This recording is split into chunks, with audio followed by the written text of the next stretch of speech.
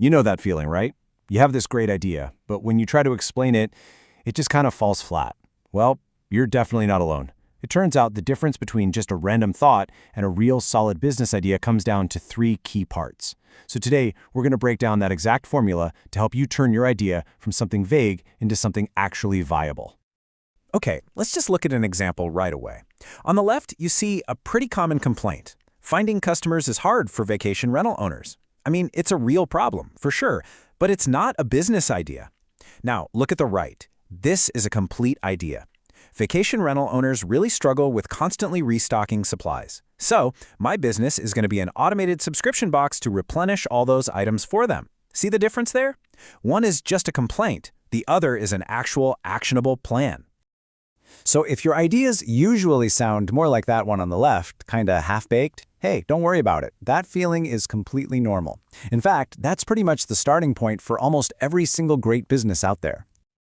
And this, right here, really gets to the heart of it. Great ideas almost never show up fully formed in some flash of genius. They start out incomplete. You build them piece by piece, you layer on observations and details until they become something really solid.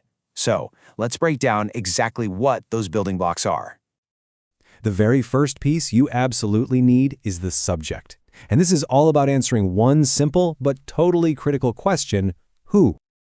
So the subject is just a specific group of people or a business or even an entire industry that your idea is for. This is your foundation. I mean, think about it. Before you can even define the problem or come up with a solution, you have to know who you're solving it for. And the absolute key here is being specific. You cannot, and I mean cannot, target everyone.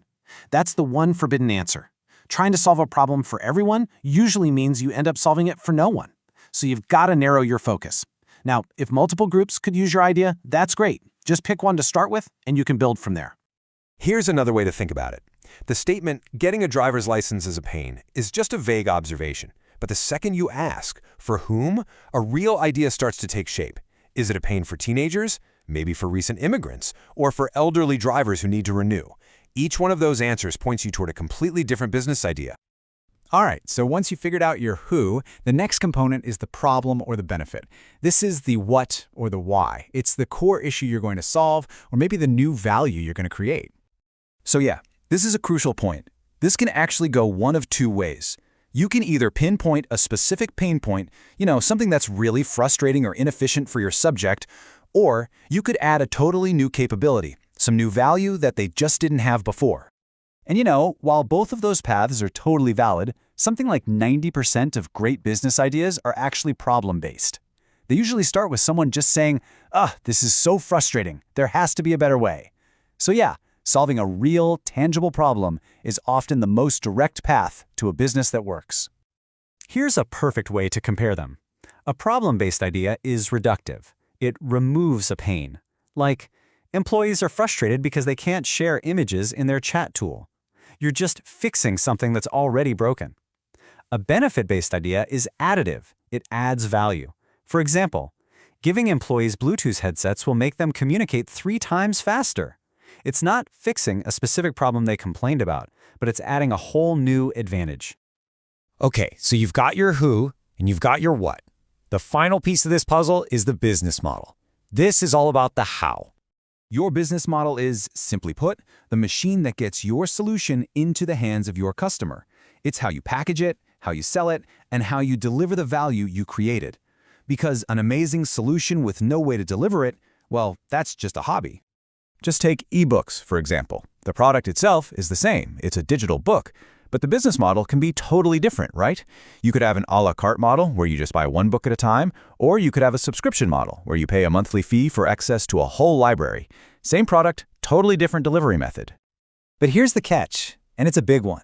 The business model has to be appropriate for your idea. I mean, could you try a pay-what-you-want model for ebooks?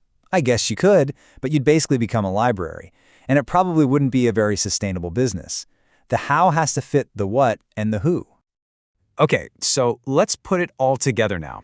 This simple formula is really the key takeaway here, and it's designed to transform your thoughts into a clear, structured, and complete idea. And this is it. This is the formula. Your subject, the who, plus your problem or benefit, the what, plus your business model, the how. that equals a complete business idea. It's a really simple framework, but it is incredibly powerful. Let's circle all the way back to our very first example. What was the subject? Vacation rental owners. What was the problem? Restocking all those supplies is a huge, time-consuming hassle. And the business model? An automated subscription box service. See? Each component is right there, and together they create a solid, actionable idea. So, just remember this. It is totally okay if your idea feels half-baked right now. Most great innovations started out that way. The goal isn't to be perfect on day one, it's to start with just one piece and begin the process of building it out. So what about you? Think about that one idea you have, that nagging problem you keep noticing. Ask yourself, who is this for? What is the actual problem? And how could I deliver a solution? What's one idea you can start building on right now using this formula?